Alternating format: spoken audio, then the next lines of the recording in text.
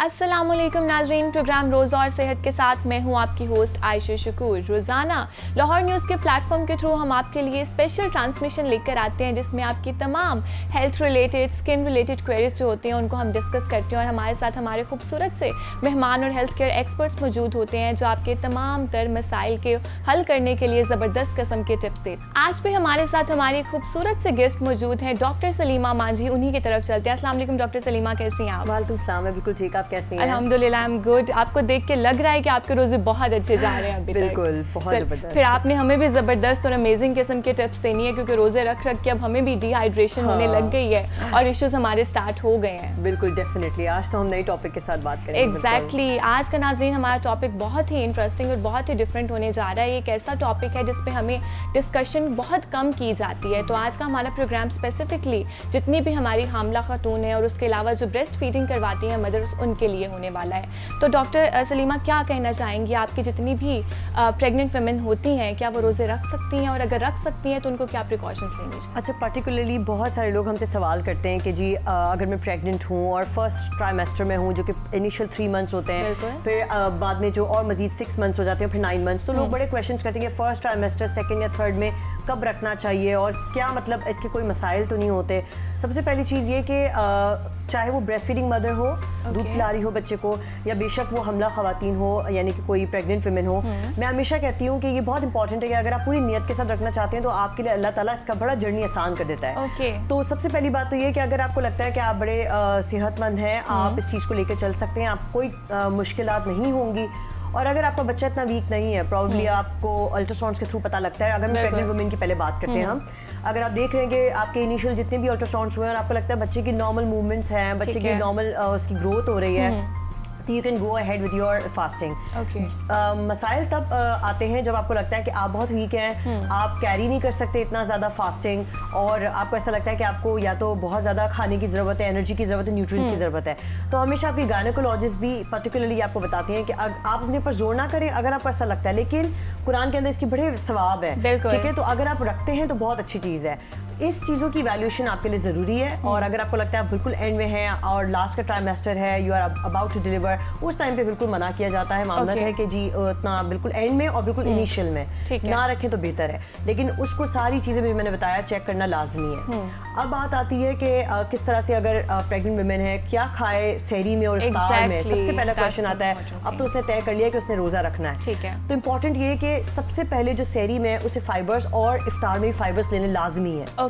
उसका एक रीजन ये होता है कि जैसे डिहाइड्रेशन नॉर्मल लोगों को होती है, एक प्रेग्नेंट वुमेन के लिए बहुत इंपॉर्टेंट है कि उसके पास फाइबर्स हो, जिसमें मैं कहती हूँ हमेशा चने होते हैं, मसर होते हैं, सबसे ज्यादा किया सीड्स जो आपके होते हैं, जो तुकमलंगा, उसमें हाईएस्ट फाइबर्स होते हैं। तो वो अपना पानी पिए या जो भी अगर दूध के साथ लेना चाहते हैं वो ले, फाइबर्स की इंटेक ज्यादा ले, चने ज्यादा ले, मतलब खुराक ले उसकी, या चना चाट ले लें या इस तरह की कोई चीज, वेजिटेबल्स और फ्रूट ज्यादा ले, सहरी इफ्तार दोनों में। इसके अलावा हम कहते हैं प्रेग्नेंट वुमेन्स के लिए कि अगर वो रोजा रखना चाहती है तो मॉर्निंग के अंदर, सहरी के अंदर, दही के अंदर 2 से 3 या 4 भी खजूरें जो है उसको ग्राइंड कर लें और उसके एक तरह से पुडिंग की तरह या दही के साथ उसे ले लें। तो उससे एक तो प्रोबायोटिक्स आई, थर्स्टीनेस खत्म हुई, डिहाइड्रेशन खत्म हुई, नॉजेटिक फीलिंग्स खत्म हुई और फाइबर्स हुए तो पूरा दिन आपका एनर्जी बच्चे को भी मिल रहा होगा, बेशक वो आपके पेट में। तो ये इंपॉर्टेंट है कि प्रेग्नेंट वुमेन्स अगर रखना चाहती हैं तो they make sure that their fibres are very complete और वो उसकी पूरी नीड्स कर रहे हो अपनी जो है। सबसे ज़्यादा हम कहते हैं ओट मील्स लें, हम कहते हैं कि बहुत सारे लोग हमसे पूछते हैं कि ओट्स ले लें, ओट मील, दोनों भी आपके लिए अच्छे हैं, या जो ले लें या आप कहते हैं दलिया, ये दोनों चीज़ें आपके लिए बहुत अच्छी हैं। उसके अंदर मील के अंदर इतनी ज़्यादा फाइबर्स भी होती हैं और इसको भी दही के साथ आप मिला के कोई चाहे तो रेस्पबेरीज है, उसके अंदर भी फाइबर्स है आपके पास, बेरीज भी ले सकते हैं साथ साथ, जो आपके उस वक्त आपके पास अवेलेबल है उनमें से आप चीज़ें लें। ये कोई इतनी कॉस्टली भी चीज़ें नहीं है, जो दलिया है नॉर्मली बहुत इजीली मिलता है, दालें हैं इजीली मिलती हैं, और ये आपके पास तुकमलंगा है, ये इंपॉर्टेंट है। अभी प्रेग्नेंट वुमेन जब आपके पास कंप्लीटली नरिश्ड होगी तो उसे रोजा नहीं लग सकता, बच्चे को भी कंप्लीट उसकी नीड्स पूरी हो रही है। एग्जैक्टली, बच्चे को भी प्रॉपर न्यूट्रिएंट्स जो है उसके थ्रू। और मेडिकेशंस आपने लेनी है तो आप सहरी और इफ्तार पे ले लें, ये भी आप नॉर्मल कर सकती हैं अपनी, बहुत अगर आपको रखने की है। इसके बाद हमारा आपने सवाल पूछा कि ब्रेस्ट फीडिंग मदर्स, बिल्कुल ब्रेस्ट फीडिंग मदर्स के लिए चलिए ब्रेस्ट फीडिंग पर जाने से पहले आपने कहा कि जितने भी प्रेग्नेंट वुमेन है अगर उनको उनकी गायनेकोलॉजिस्ट जो है वो सजेस्ट करती हैं, टेस्ट उनके प्रॉपर आते हैं, उसके बाद वो फास्टिंग की तरफ जा सकते हैं, ठीक है। सहरी को भी हमने डिस्कस कर लिया कि ओट मिल्स लेने चाहिए, योगर्ट ले सकते हैं आप अंदर डेट्स ऐड करके। इफ्तार के लिए आप क्या स्पेसिफिक फूड सजेस्ट करते हैं? मैंने जैसे साथ बताया कि इफ्तार और सहरी में ऑलमोस्ट चीजें सेम ही होंगी। इसका रीजन ये है कि उनको फाइबर्स बहुत ज्यादा चाहिए, लेकिन आप क्वांटिटी को इंक्रीज कर सकते हैं। अगर आप कहते हैं कि भाई सहरी के अंदर 2 ले सकता हूँ या जूस ले सकता हूँ या उसको दे सकता हूँ पेशेंट को पर्टिकुलरली, तो हम कहते हैं कि प्रेग्नेंट वुमेन्स के अंदर आप जूसेस भी बहुत ज्यादा दें। जस्ट फॉर एग्जांपल मैंने कल बताया था आपको कि मिंट जो मार्गरीटास होते हैं वो आपको बहुत फ्रेशनेस देते हैं, ठंडक देते हैं, और वुमेन्स को जो प्रेग्नेंट होती है उनको वैसे ही बहुत ज्यादा घबराहट हो रही होती है या उनको बॉडी टेम्परेचर बहुत ज्यादा होता है, तो उसके लिए बहुत अच्छा नॉजेटिक फीलिंग्स भी कम हो जाती है मिंट की वजह से। और मैं हमेशा बताती हूँ कर्ड के साथ आप जो है दही के साथ जीरा वगैरह जो है उसको भी आप ले सकते हैं साथ साथ। लेकिन जूसेस में आपके फ्रेश जूसेस जितने आप मॉर्निंग में लें, टी और कैफीन जो है पर्टिकुलरली कुछ वुमेन्स होती हैं जो बहुत ज़्यादा स्मोकर्स भी होती हैं, हमारे यहाँ पे तो इतना नहीं है एशियंस में, लेकिन बाहर के मुल्कों में बहुत आम है, तो वो बिल्कुल नो होता है, कम्प्लीटली नो। वो तो वैसे ही प्रेगनेंसी में मना है, लेकिन आप रोजे के हालत में भी नहीं करेंगे क्योंकि उसमें आपकी डिहाइड्रेशन और मजीद बढ़ती है। तो कैफीन है, इस तरह की आदत अपने खत्म करनी है, और चाय भी उसके रिप्लेसमेंट में आप जूसेस ले आए। और हम कोशिश करते हैं कि उनमें और टीज भी हम रेकमेंड ना करें। जैसे मैंने बाकी लोगों के लिए बताया था कि वेट लॉस के लिए बहुत अच्छा है, हमने व्हाइट टी की बात की थी, मोरिंगा टीज की थी, लेकिन फॉर प्रेग्नेंट वुमेन हम वो अलाउड नहीं करते। हम कहते हैं कि यूजुअली आप जूसेस पे रहें, लस्सी पे रहें, वो आपके लिए एनर्जेटिक है। ठीक है, जितने भी नेचुरल इंग्रेडिएंट्स हैं उनको यूज करें, इस तरह के उसमें नहीं जाना चाहिए।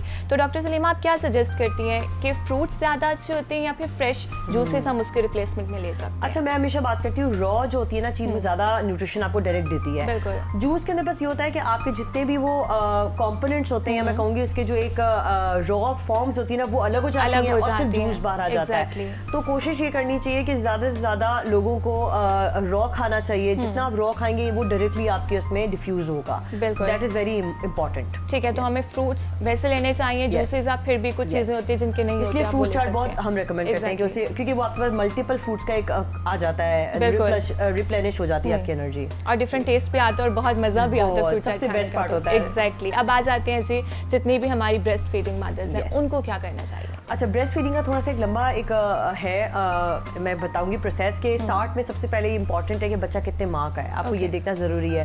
अगर आपको लगता है बच्चा 6 माह का है तो कम्प्लीटली वो फर्स्ट टू 6 मंथ्स में ऑफकोर्स मदर्स फीड पे है। और अगर आपको ऐसा लगता है कि यू आर वेरी डिहाइड्रेटेड, आप बहुत ज़्यादा आपको पानी की ज़रूरत है क्योंकि फीडिंग के अंदर आपका बहुत ज़्यादा जो है वाटर जा रहा होता है, तो आप खुद डिहाइड्रेट वैसे भी हो रहे होते हो, चाहे रमज़ान हो या ना हो। तो रमज़ान में तो खुसूसन तौर पर हम बताते हैं पेशेंट्स को कि आप कोशिश करें कि अपने आप को हाइड्रेटेड इतना कर लें सहरी के अंदर। जैसे मैंने फाइबर्स का इंटेक बताया, दैट रिटेन्स द वाटर। मैंने आपको बार बार बताया तुकमलंगा जो है वो क्यों मैं बता रही हूँ, तुकमलंगा के अंदर कैपेसिटी होती है कि वो ग्रेटर लेवल ऑफ वाटर को अपने अंदर जो है वो एब्जॉर्ब कर लेता है, और वो पूरे दिन आपको उस जो एनर्जी है वो दे रहा होता है, वाटर भी दे रहा होता है, और आपके लिए बहुत फायदेमंद होता है। हम कहते हैं वाटरमेलन आप इफ्तार में भी ले सकते हैं, सहरी में भी ले सकते हैं। फ्रूट्स वेजिटेबल्स में कक्यूम्बर्स जैसे वाटर बहुत ज़्यादा कॉम्पोनेंट है वो ले सकते हैं। अब ये जब उसको ये पता लग जाए पेशेंट को ब्रेस्ट फीडिंग के कि जी हाँ मैं पूरी तरह रिप्लेनिश हो गई वाटर से, देन बच्चा अगर टोटली डिपेंडेंट है मदर फीड पे, तो हम उसको मना करते हैं कि आप ना रखें।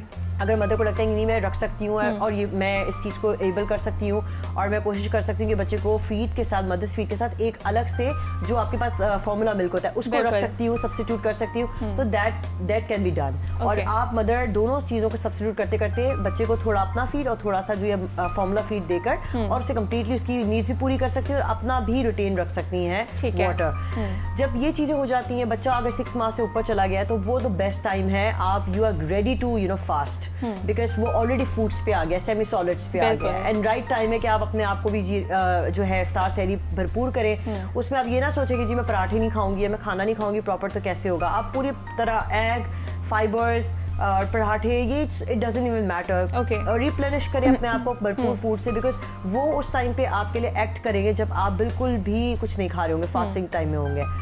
उसके बाद जब बच्चा आपका ऑफ कोर्स 6 मंथ्स का मैंने बात की, आप रख लिया आपने रोज़ा, और आप अब फूड्स के ऊपर बात करेंगे कि क्या क्या ले सकते हैं। फीडिंग मदर्स के लिए हम कहते हैं पोमीग्रेनेट, अनार का जूस बेहतरीन है, बेहतरीन।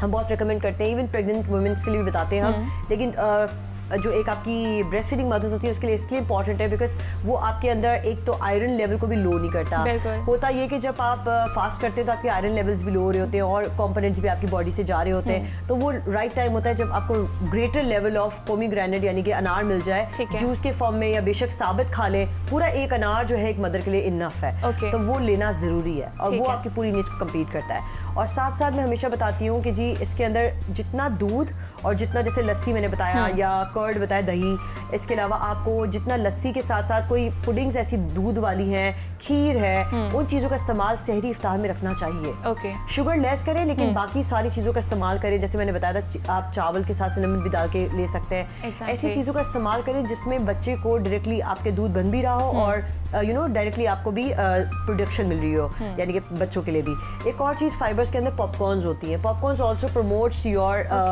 फीड, तो ये इंपॉर्टेंट है कि आप बेशक सहरी में अगर लेना चाहते हैं तो लें ताकि आपका फीडिंग जो है वो चैनल पूरा प्रॉपर चल रहा हो। ठीक हो गया। और यही होता है कि आप जो मदर डायरेक्ट फीड ले रही होती हैं, अगर वो इफेक्टिव होगी, वही डायरेक्ट आपके बच्चे पर जा रही होती है, उसके लिए भी उतनी इफेक्टिव होती है। लेकिन बहुत सारी ऐसी चीज़ें होती हैं, जैसे आपने अभी कहा कि चने फाइबर होता है उसमें, तो हमें चने के इंटेक जो है वो ज़्यादा करनी चाहिए। लेकिन एट टाइम्स ये भी होता है कि अगर मदर चने खा लेती है तो उसके बाद बच्चे को उसके बाद गैस्ट्रिक इश्यूज बहुत ज़्यादा हो जाते हैं। बहुत इंपॉर्टेंट है उस टाइम पे हम कहते हैं कि अजवाइन जो होती है, यूजुअली वो अजवाइन थोड़ी सी आप चुटकी भर ले लें हाथ में और उससे ले लें खाने के बाद, बच्चे का पेट भी साफ होगा और बच्चे को कभी जैसे मैदे का या ब्लॉटिंग्स होती हैं वो फीलिंग कभी भी नहीं होगी। ठीक है। कुछ मर्तबा पेशेंट्स हमसे ज़रूर ये सवाल करते हैं कि ब्रेस्ट फीडिंग और प्रेग्नेंट वुमेन दोनों को कब अलार्मिंग है कि वो रोज़ा नहीं रख सकती, नो गो है एरिया। तो उस टाइम पे आप 3-4 चीज़ों को नोट करना ज़रूरी है। एक तो बच्चा जो है उसकी अगर आप देखते हैं कि ग्रीन स्टूल आती है, अगर हरे रंग का कोई स्टूल वो कर रहा है, पखाना आ रहा है उसका, वो अलार्मिंग साइन है कि बच्चे को पूरी तरह दूध नहीं जा रहा, न्यूट्रिएंट्स नहीं मिल रहे हैं, कि यू शुड नॉट फास्ट। दूसरी चीज़ होती है कि अगर बच्चा अच्छा खेल कूद नहीं रहा है, आपको लगता है कि बच्चे की मूवमेंट सही नहीं हो रही है, बच्चा रिस्पॉन्सिव सही नहीं है और बच्चे की नैपी जो है वो बहुत ज़्यादा फिल्ड नहीं है, that is the right time कि आपको रोक देना चाहिए कि बच्चा डिहाइड्रेट हो रहा है आपकी वजह से। तो वो टाइम आप, क्योंकि आप अपने आप को शायद मे बी प्रॉपर हाइड्रेट नहीं रख रहे हैं, तो एक ये रीज़न होता है कि आप ये सब चीज़ों को पर चेक रखें और वहाँ पे आप अपने आप को स्टॉप कर दें। ठीक है। तो ये इंपॉर्टेंट है मदर्स के लिए जानना। एग्जैक्टली ये बहुत इंपॉर्टेंट है क्योंकि जो सारे आगे बच्चे में सिम्टम्स आ रहे हैं वो आपके लिए एक अलार्मिंग सिचुएशन है। उसके बाद आपको फास्टिंग को जो फौरन रोक लेना है। ठीक है डॉक्टर सलीमा, मुझे ये बताएं कि वर्क प्लेस पे बहुत सारे लोग ऐसे होते हैं जो फास्टिंग नहीं कर रहे होते हैं और कुछ होते हैं जो कर रहे होते हैं, तो इस चीज़ को किस तरह से बैलेंस करना चाहिए ड्यूरिंग रमज़ान? आई थिंक बहुत इंपॉर्टेंट बात है। हम हमेशा बात करते हैं कि जो रमज़ान है वो कम्प्लीटली पेशेंस, चैरिटी और ह्यूमैनिटी के लिए हमारा एक रीज़न होता है कि हम रख रहे होते हैं, उस चीज़ को डिस्प्ले कर रहे होते हैं अपने लोगों में। लेकिन इंपॉर्टेंट एक और चीज़ भी होती है इंक्लूसिवनेस। मेरे ख्याल से वो इतनी ज़्यादा हमारी इग्नोर्ड पार्ट है। वर्क प्लेस पे बहुत सारे लोग ऐसे भी होते हैं जो बेशक हमारे रिलीजन के नहीं है और दूसरे रिलीजन को रिप्रेजेंट कर रहे हैं, तो we totally respect that as well. और ऑन द अदर हैंड उनका भी काम होता है कि वाइस वर्सा वो भी हमारे साथ उसी तरह एक्ट करें। कुछ 3-4 चीज़ें आई टोटली बिलीव कि हमारे व्यूवर्स तक जाएं और उनको पता हो। एक तो चीज़ मुझे लगती है कि जब आप रोज़े होते हैं, अगर आपके इर्द गिर्द कोई खाना खा रहा है तो पहली बात तो आपकी ड्यूटी है एज रोज़ेदार कि आप उसको कोई कमेंट पास ना करें कि जी देखिए शर्म नहीं आ रही या कुछ, उसे कोशिश करें इग्नोर करें, क्योंकि यही तो बर्दाश्त है आपकी, यही तो पेशेंस है। यही तो और सामने वाले का ये आई थिंक रोल होना चाहिए कि वो पूछ ले कि अगर मैं खाना चाहूँ तो आपको बुरा तो नहीं लगेगा, मैं आपको डिस्टर्ब तो नहीं कर रहा, ये रूम चेंज कर लें। ये थोड़ी सी चीज़ें जो एक रोज़ेदार को करनी चाहिए और सामने वाले को भी, जो उसके एक्शंस होते हैं। दूसरी चीज़, बहुत सारे लोग इस तरह के इवेंट्स ऑर्गेनाइज करते हैं ड्यूरिंग दी रमज़ान जो कि आई थिंक एक रोज़ेदार के लिए बिल्कुल भी एक्सेप्टेबल नहीं है। फॉर एग्जांपल म्यूज़िक चलना या खाने पीने का इंतज़ाम करना या कोई ऐसी स्पीचेस या सिंगिंग करना जो आई थिंक उस टाइम पे हमारे लिए इतना नहीं हम रिस्पेक्ट मिलती उस चीज़ से हमें, या हमारे लिए इतनी अच्छी नहीं है वो। उस दौरान सामने वाले बंदे के लिए बहुत ज़रूरी है कि वो उस चीज़ का रिस्पेक्ट करे, उसके रिलीजन को पूरी तरह एक राइट्स दे। आपको पता है एक मज़े की बात मैं देख रही थी रिसर्च में कि यूके के अंदर बहुत सारे लोग जो हैं अभी वर्क प्लेस पे इतनी अच्छी उन्होंने प्रैक्टिस की है कि अगर 6-6 घंटे के बाद आपको 20 मिनट्स का ब्रेक लेना है, सोना है या खाना है या जो भी आपको रेस्ट करना है, अगर रोज़ेदार है तो आप रेस्ट कर सकते हैं और स्लीप कर सकते हैं, नमाज पढ़ सकते हैं, कुरान पढ़ सकते हैं। तो उन्होंने ये रूल कर दिया कि मैक्सिमम जो 6 आवर्स बाद 20 मिनट्स बाद आप ब्रेक ले लें, बिकॉज यूजुअली हमारे ब्रेक्स होते हैं, क्योंकि रोजे में हमारे ब्रेक्स खत्म हो जाते हैं, तो वी आर वेरी ड्रेन्ड। तो ये वर्क प्लेस पे बहुत इंपॉर्टेंट है कि हम किस तरह इंक्लूसिवनेस फील करा सकते हैं कि लोगों को जो रोजेदार है उनको ब्रेक्स दें, ताकि वो थोड़ा रेस्ट कर लें, थोड़ी सी कुरान पढ़ लें या थोड़ा नमाज पढ़ लें या थोड़ा एक अपने आप को वेंट टाइम दे दें। तो ये इंपॉर्टेंट है कि हम इस चीज़ का भी ख्याल रखें कि वर्क प्लेस पे इंक्लूसिवनेस कितनी इंपॉर्टेंट है, जो हम इग्नोर कर जाते हैं। बिल्कुल, एंड इट्स वेरी इंपॉर्टेंट आपको स्पेसिफिकली कुछ टाइम एटलीस्ट, जैसा कि अभी आपने बताया यूके की रिसर्च का 15 to 20 मिनट्स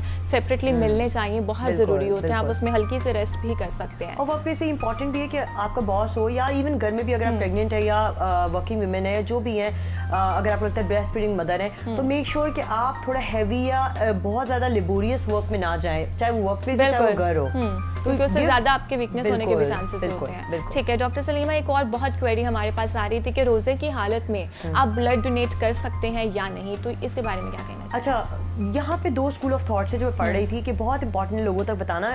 बड़ा लोग है ना, एक मुझे लगता है कि फतवा दे देते हैं लोगों को।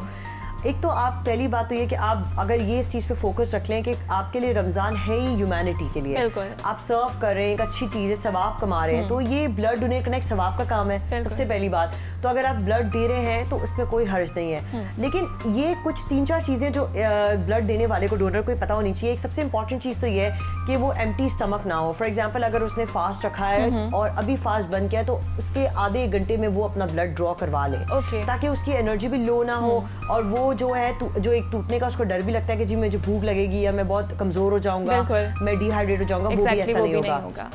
एम्प्टी स्टमक ना देने का नॉर्मल डेज में भी हम क्यों मना करते हैं? इसका रीज़न ये होता है कि आपकी जो सेल्स होते हैं ना, वो एबनॉर्मली अदरवाइज काम कर रहे होते हैं। पहले उनको एक्सेप्टेबिलिटी आने दें और फिर आप ब्लड ड्रॉ जब करवाएंगे तो वो अपनी पूरी सिंक में बन जाएंगे। एम्प्टी स्टमक नहीं होना चाहिए। खाना होगा तो थोड़ा वो ब्रेक डाउन करके अपने पास डिस्ट्रीब्यूशन कर देगा। ठीक है। दूसरी चीज़ ये इंपॉर्टेंट है लोगों को जानना कि कुछ जगहों पे दूसरा स्कूल ऑफ थॉट था, वहाँ पे ये बात करते हैं कि अगर आप थोड़े मिकदार में या क्वांटिटी में ब्लड ड्रॉ करते हैं तो that doesn't even breaks your fast. तो ये भी है। तो I think in a way short अगर मैं स्टोरीज की बताऊं तो इसमें कोई टूटने का डर नहीं है। You can go ahead with that. ठीक है, it's a good practice. Okay, अगर आपने करना है तो आप सहरी के बाद कर लें, ताकि आपको ज्यादा, अगर ऑब्वियसली 14 आवर्स का गैप होता है, इफ्तार के बाद तो कोई मसला ही नहीं है। एग्जैक्टली, उसके बाद व्हाटएवर इज फीजिबल। लेकिन इमरजेंसी केसेस में कुछ लोग होते हैं तो वो दौरान इस चीज को फॉलो कर सकते हैं कि थोड़ा सा आवर का डिस्टेंस देकर ले लें, करवा लें। एग्जैक्टली। डॉक्टर सलीमा, मुझे ये बताएं कि रोजा हम रखते हैं, 14 आवर्स का गैप आता है, ऑब्वियसली सुन्नत भी है, हमें बहुत सवाब मिलते हैं, उसके अलावा हमारी बॉडी के लिए कितना इफेक्टिव होता है और क्या बेनिफिट्स होते हैं? आपको पता है ना, यूजुअली हम कितना ज्यादा ओवर ईटिंग करते हैं, हम सब सेडेंटरी लाइफस्टाइल के अंदर हैं। रोज़ा मेरे ख्याल से एक जो आजकल ट्रेंड भी है और बहुत लोग फैशन भी समझते हैं इसको, इंटरमीडिएट फास्टिंग। अल्लाह ताला की तरफ से तो इतने सालों पहले ही हमें मिल चुकी थी। तो ये तो इतनी अच्छी चीज़ है कि इसके अंदर आपकी जो नॉर्मली आपके पास अगर ग्लूकोज बॉडी में नहीं होता तो वो आपकी जो बॉडी के अंदर फैट्स है, कार्बोहाइड्रेट्स है, उसके थ्रू जो है वो उसको ब्रेक डाउन करके आपको बॉडी में दे रहा होता है एनर्जी। तो आप सोचते हैं आपके जो रिटेन रिजर्वॉयर्स थे जो आपको फैटनिंग करा रहे थे वो एक्चुअली निकल गए और वो ब्रेक डाउन हो गए, तो आप वेट लॉस की तरफ कितनी अच्छी तरह गुजरे हैं। तो एक तो वेट लॉस है, एक आपकी सर्काडियन रिदम को लेते हुए चल रहा है ये एक फास्टिंग का एक लम्हा, जिसमें ऐसा हो रहा है कि आपको ज्यादा बर्नआउट भी नहीं हो रहा, आपके टॉक्सिन्स भी बाहर जा रहे हैं, आपका स्ट्रेस भी लेस हो रहा है, माइल्ड है। अगर आप बहुत एक्सेसिव स्ट्रेस में थे आप लेस या माइल्ड की तरफ जा रहे हैं। तो ये नॉर्मली अल्लाह ताला की तरफ से वेट लॉस का भी मिल रहा है लोगों को, डिटॉक्सिफिकेशन भी है, साथ साथ आपके स्ट्रेस लेवल, मेटाबॉलिक जो बर्डन होते हैं कि जी बहुत ज़्यादा खाने के बाद आपके बर्डन आ जाते हैं लिवर्स पे, वो बहुत ज़्यादा होते हैं, एग्जैजरेटेड होते हैं। इसमें आपकी नॉर्मल एनाबॉलिज्म कैटाबॉलिज्म एनर्जी होती है कि टूटना और बनना आहिस्ते आहिस्ते चल रहा होता है, पेट को भी थोड़ा सुकून मिलता है। बहुत सारे लोग ये गलत प्रैक्टिस करते हैं, मैंने देखा है कि रात को ओवर ईटिंग करते हैं। Late night snacking is the worst, यानी कि आपके पूरे सिस्टम सो रहे होते हैं और आप पेट को जगा रहे होते हैं। आप पेट को जगाते हैं कि जी अभी मेरा काम करो, मेरा ब्रेक डाउन करो, तो आपका पेट तो जागा हुआ है पूरी रात, तो आपने तो उसको एग्जैजरेट ही कर दिया। तो it is very important to know कि late night snacking should not be done. और रमज़ान ऐसा टाइम है कि आपकी फौरन से सहरी के बाद इतनी लंबी फास्टिंग होती है कि आपकी सब चीज़ें ब्रेक डाउन हो जाती हैं। एग्जैक्टली। और ये बहुत इंपॉर्टेंट बात हमने किया, मोस्टली जब रमज़ान नहीं होता तो यही कहा जाता है कि 8 या 9 PM तक आप अपना डिनर कर लें, लेकिन रोज़े की हालत में हम इफ्तारी के बाद थ्रू आउट सहरी तक जाग रहे होते हैं और उस टाइम पे हम कॉन्टिन्यूसली कुछ ना कुछ मंचिंग करते रहते हैं, तो वो कितना हार्मफुल हो सकता है? इंटरमीडिएट फास्टिंग में यूजुअली 8 to 10 आवर्स का ही लोग करते हैं। अगर 10 AM पे अपना मील फर्स्ट खत्म किया तो 6 PM पे वो लोग स्टार्ट कर लेते हैं। तो हमारे पास तो माशाल्लाह से इससे भी अच्छा लंबा हमें फास्टिंग मिल गई है। इससे ये होता है कि हमारी सर्काडियन रिदम जो नींद की क्लॉक होती है, स्लीप क्लॉक होती है, उसके साथ हम अलाइंड हो जाते हैं कि हम उठे हैं तो हमारा पेट भी काम करना शुरू कर रहा है और सोए हैं तो सो रहा है वो साथ साथ। तो ये इस तरह इम्पॉर्टेंट है जानना कि जी आप रोजे को सिर्फ ये ना समझे कि आप पे कोई एक बड़ा कोई चीज हावी है। It is so blessful thing जो हमारे रिलीजन को एक ब्लेस की गई है। तो इसका एक ऑल्टरनेट यही है कि लोग बहुत ज़्यादा ओवर ईटिंग करते हैं। कुछ तो हम ये रिकमेंड करते हैं कि आप सिर्फ ये चीज़ ना सोचें कि रोजे के